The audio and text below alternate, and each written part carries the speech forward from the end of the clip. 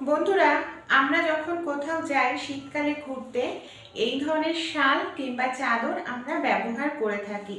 কি করি আমরা সচরাচর এই ধরনের শাল বা চাদরটাকে আমরা এইভাবেই গায়ে দিই। আর দেখুন, এইভাবে গায়ে দিলে কিন্তু জামার সৌন্দর্যটাও নষ্ট হয়ে যাচ্ছে। সেই ক্ষেত্রে যে বারবার দেখা যায় শাল বা চাদর এইভাবে পড়ে যায়, আমাদের ঠিক করতে লাগে। সেক্ষেত্রে শাল বা চাদর, যদি পুরনো শাল চাদর থাকে, নতুনের মতো করে কিন্তু আপনারা ইউজ করতে পারেন। কিভাবে দেখুন, এখানে আমি একটি চাদর নিয়ে নিয়েছি। চাদরটাকে পেছন দিক থেকে আমাদের এটাকে এইভাবে আনতে হবে। আর দুটো যে দিক আছে, নিচের দিক অবশ্যই সবার প্রথমে সমান করে এইভাবে মাপ দিয়ে নিতে হবে যে নিচের দিক সমান আছে কিনা। তারপর কি করব, পেছন দিকটাকে এইভাবে একটুখানি ভাঁজ করব। দেখুন, পেছন দিকটায় আমি এইভাবে একটু ভাঁজ করে নিচ্ছি। তাহলে সুন্দর একটি কলারের মতো তৈরি হয়ে যাবে। কোনো রকম কাটিং বা সেলাই করতে হবে না। খুব সুন্দর একটি জিনিস তৈরি হয়ে গেল আমাদের। এরপরে আরও একটি কাজ করব। একটি সেফটি পিন নিয়েছি, সেফটি পিনটাকে ভেতরের দিকে দিয়ে এইভাবে আমি লাগিয়ে দিলাম। এই দেখুন, এইভাবে লাগিয়ে দিচ্ছি যাতে বোঝা না যায়। এবার আমরা কি করব, শাল বা চাদরের নিচের যে দিকটা রয়েছে, আমরা যেরকমভাবে শাড়িতে প্লেট করি ঠিক সেইভাবে আমাদের এখানে প্লেট করে নিতে হবে।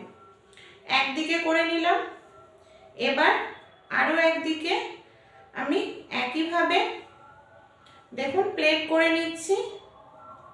এই যে দুই দিক আমার এখানে প্লেট করা হয়ে গেছে।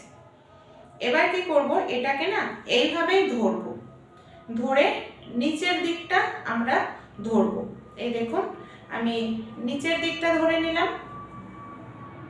আমাদের বাড়িতে যে এই ধরনের গার্ডার থাকে নর্মাল, এই দেখুন নর্মাল যে গার্ডার থাকে, চুলের গার্ডার দিতে পারেন। এবার এটাকে আমরা এইভাবে দেখুন আটকে নিচ্ছি। এই গার্ডারটা কিন্তু কোনোভাবে বোঝাও যাবে না, গার্ডার আর সেফটি পিন।